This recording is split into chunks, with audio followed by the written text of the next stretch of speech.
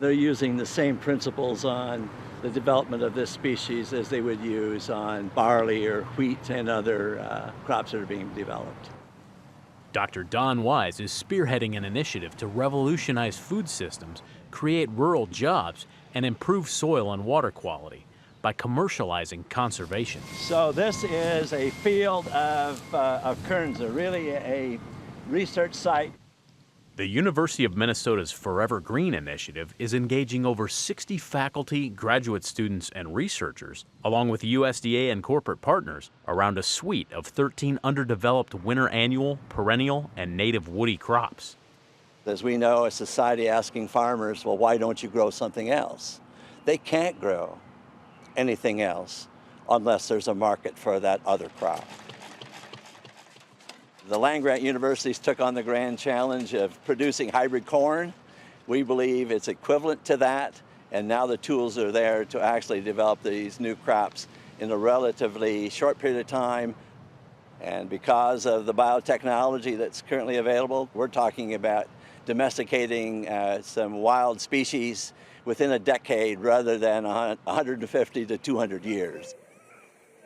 Spurred in part by state efforts to reduce nutrient runoff in the upper Mississippi River watershed, Forever Green's agricultural supply chain collaboration is devising markets for a host of new value-added cover crops like pennycress and camelina that fit into traditional farming rotations.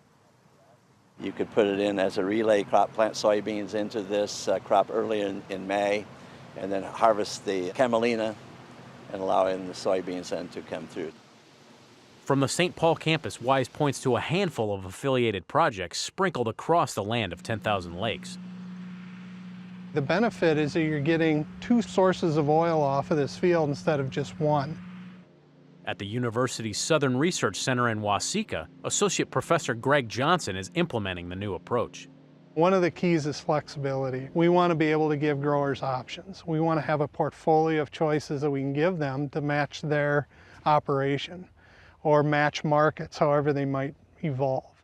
Johnson works with the Agricultural Utilization Research Institute, a nearby nonprofit that helps refine and develop new uses for agricultural products, like cold pressing camelina. There you see the oil starting to come already. Senior co-product scientist Alan Doring says businesses are interested in the plant for cooking oil, bio-based plastics, alternative fuel, and livestock feed.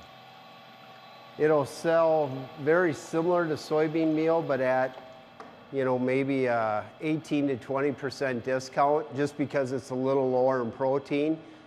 But what makes up for some of that is the camelina meal still has a high level of energy in it that brings value back to it. Camelina's high flash point also makes it ideal for biodiesel production. Here you can see the methanol on top and some biodiesel on the bottom. And then we'll distill off that methanol and have our biodiesel samples. Back near the Twin Cities, Sartec Corporation evaluates the viability of several different biofuel feedstocks. We've done a bunch of different oils, including camelina, pennycress. Senior R&D scientist Ron Feedy's findings have helped determine whether these new sources can be scaled up for mainstream use. But Feedy says variables like temperature and pressure aren't the biggest hurdles to turning a profit. It's more its availability and can we get enough of it in to merit 10,000 gallons a day. There's many health benefits now to this camelina oil. You should take a look at it. Local chef and PBS television personality Kurt Anderson was approached by Forever Green to evaluate camelina oil in his kitchen. I have a rice that I've cooked, and I've got some potatoes that I wish to fry. So using the camelina oil, I just need to give me a few drops in the pan. When you smell this, it has that nuttyish, grassish aroma, grass aroma. My friends, here comes the steak part of it. See how it just sizzles? That's what we're after. The oil is holding up wonderful, and you would definitely see that difference in lower quality oil. that's as good as I could expect from any other oil that I want to pair it up against.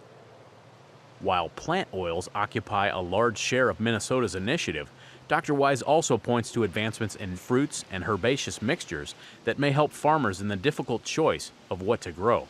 The American hazelnut was never developed as a major nut crop in the upper Midwest. Wyse believes his work may add to the lifespan of a number of crops, like kernza, a perennial wheat useful in baking, brewing, forage, and biomass. In the shadow of Norman Borlaug, father of the Green Revolution, Wyse says Forever Green might allow farmers and end users to share the mantle of good stewardship. The food industry wants a new story. They would love to market this idea that if you plant kernza or the intermediate wheatgrass for wellhead protection across rural America, and if you buy this product, that product is protecting that water supply, so consumers can participate in protecting that landscape by purchasing that product that carries those different outcomes. For Market to Market, I'm Josh Bittner.